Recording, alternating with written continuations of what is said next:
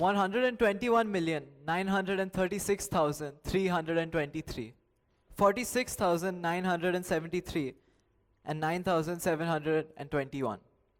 The first number I just read out is the number of individuals that have lost their livelihoods to the COVID-19 pandemic in India alone.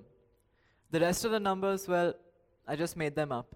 But the reason I did is that I could have attributed just about any morbid statistic to that number, and chances are you'd believe me. 2020 has been a year of unprecedented crisis, and a year where nothing seems impossible. We've seen racial violence, political tension, mass protesting, and of course, the coronavirus. Something that most of us thought we'd never experience in our lifetime, a global lockdown and a global health crisis. So, at a time like this, the way we look at the change, not only as objective change, but as a way of changing our own lives, is going to decide a lot upon what's to come. My name is Uday Banerjee, and I'm a student here in Mumbai. Today I'm going to try and talk about the questions that we wish we had an easy answer to. What do we do when someone changes the rules? By that I mean, what do we do when the entire thing we've based our life upon is suddenly no longer? Where do we go when the people and places we've called home for as long as we can remember are suddenly out of reach? What do we do when it feels like the entire world as we know it is being pulled away from us? Now, you may be wondering, what does a 16-year-old know about change? And to tell you the truth, not much. But I think if there's anything this talk can say, it's that when it comes to time of change, it's not about how much you know, it's not about how prepared you are. After all, if we were prepared for it, there would be no such thing as a crisis. At times like these, where it feels like everything has changed, it's very important to remind yourself of the few things that you can keep the same. To give you a bit of background, I had quite an unconventional childhood. I had been to 7 different schools by the time I was 13, and I'd fallen into a bit of a pattern based on that. I would join a new school, and for the first 3 months, I would absolutely hate it. I wouldn't talk to anyone, not even my parents, and I was just full of angst. The next 3 months, I'd start slowly tolerating it. I'd start to be okay with it. And then maybe, if I was lucky, by the 9th or 10th month, I would grow to like it. But then I was told to pack and move to the next school within a matter of weeks. This pattern is something that I didn't like, but it was something that I had to get used to, and it was something that I was okay with after a while. But everything changed when I moved to Mumbai 4 years ago. I remember when I moved here, I was shocked to find out that I wasn't moving from the first stage to the next. I found myself hating it, and I expected it to just magically fix after a while, but nothing changed. I was still stuck in that hole of self-pity. I remember my first parent-teacher meeting here in Mumbai. While everyone else was scared that the teacher was going to tell on their bad grades or bad behavior, I was furious because my teacher told my mom how I was making no effort to talk to anyone. But the truth is, I was really never bothered about that. I had gotten into a system based on my experience when I was like in 2nd or 3rd grade, where I didn't need to make that much effort to talk to people. At any point, on any day, I could just walk up to someone, say friends, shake their hand, and I was good to go. So now, in 7th grade, I found myself in a crisis. I had been isolating myself for so long that I had forgotten the way to talk to people. I had forgotten what people my age were into. I had forgotten the way we talked and the things we spoke about. So I had no idea what to do at that point. It was then that I looked back onto the previous school I was in, one that I was at for a record 1.5 years. It was at this point where I went to visit my old school to collect something, and I ran into an old friend. I asked him why we became friends in the first place, because to be honest, I really didn't remember. He told me that when we were doing this activity in speech and drama, I did something that he found funny, so he decided to talk to me.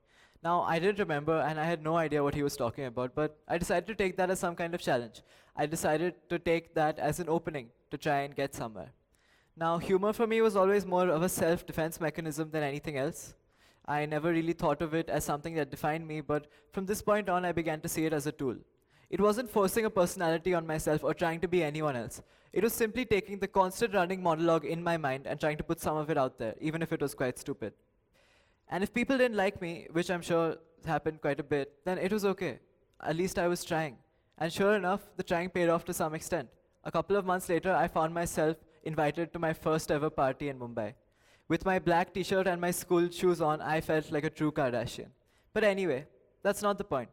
My point is that at that point, I felt hopeless. I felt like there was no way to get out of a situation that I was in right now. But I looked back to the past, at a time where I'd felt the same, and how I got out of that. A lot of the times when we're in crisis situations, we tend to think too much into things. We tend to think that there is no escape, and we tend to think that this is the rest of our lives, that it's never going to get better. But the truth is, each of us have been in our own crisis before, and each of us have made it out. So what we need to do is think back to those times, because that can serve as a reminder that you do have the power to get yourselves out of it.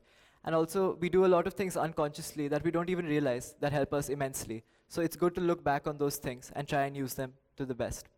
I want everyone here to think back to a time where you went through a change. Chances are you think back to that one moment, that one day, that one conversation, or that one thing someone said to you that suddenly changed everything. But I think change runs a lot further than that one moment of awareness. Change isn't just an instant, it's a process. Say, for example, you're denied entry into a school you really wanted to go to. At that very moment, there's immense disappointment, there's frustration, and an immediate change in your plans. But what really matters is what you decide to do after that, the changes you decide to make on a personal level to deal with that, and the things you do to help yourself get into a better position. Now, a lot of the times when it feels like something is not absolute, say, for example, when we find ourselves entering into a relationship, or we find ourselves in a situation where we have to adapt to something that we know is not going to last, it makes things seem pointless, right? Because if it's not going to last, then what's the point of putting so much effort into it? But the truth is that we can't control the outcomes of things. If we try and put all our energy into outcomes, we're only setting ourselves up for disappointment.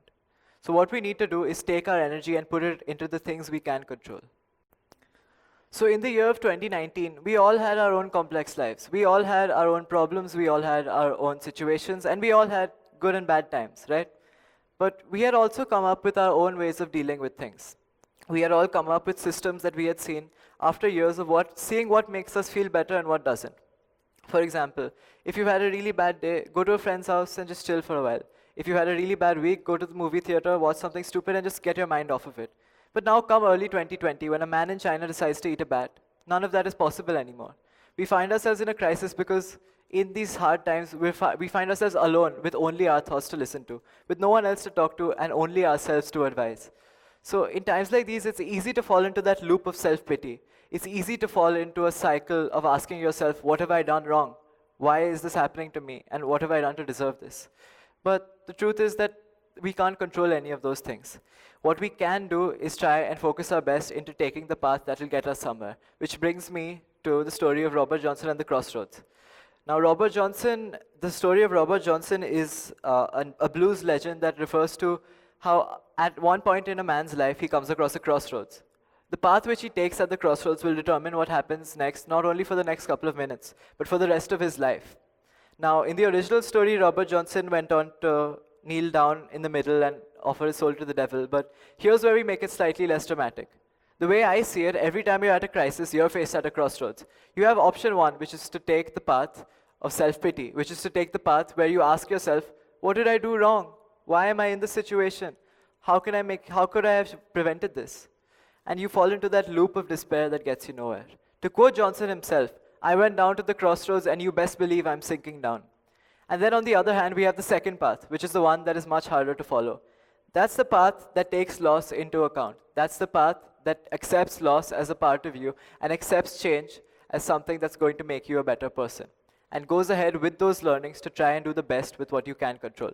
Robert Johnson lost his wife and unborn son in a tragic accident, and he turned that loss into a song called Love in Vain, which inspired countless other artists to do the same with expressing their struggles, including Eric Clapton and the Rolling Stones. Now, this talk is in no way promoting you to kill your wife and children and then write songs about it. But what I wanted to do is express the importance of realistic optimism. And by that I mean having hope for the future while still managing to be realistic about your current situation. Realistic optimism brings me to something known as Stockdale's paradox. So James Stockdale was an American soldier that was trapped in Vietnam for over 7 years. During this period, he was brutally tortured on a daily basis and basically given no reason at all to believe that he'd ever make it out alive. He saw all of his friends die in a matter of weeks. During this period, Stockdale came up with a way to live life day by day.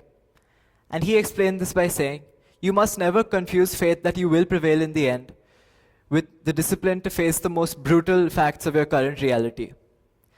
When he eventually did make it out of Vietnam after 7 long years, he was asked on who didn't make it out. He said that there were 2 main groups of people that died. The first group and the second group. The second group was the pessimists.